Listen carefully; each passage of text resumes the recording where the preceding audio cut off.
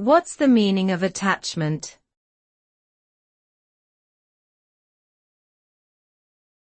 Attachment.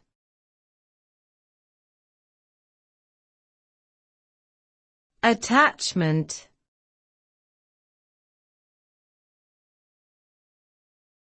Attachment.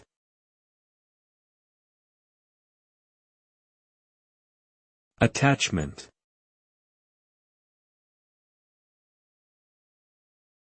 Attachment refers to an emotional bond between two individuals, usually between a caregiver and a child.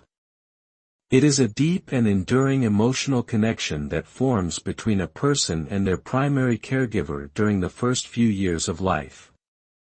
The emotional bond that forms between them is crucial to the child's development as it shapes their behavior, relationships, and well-being throughout their life.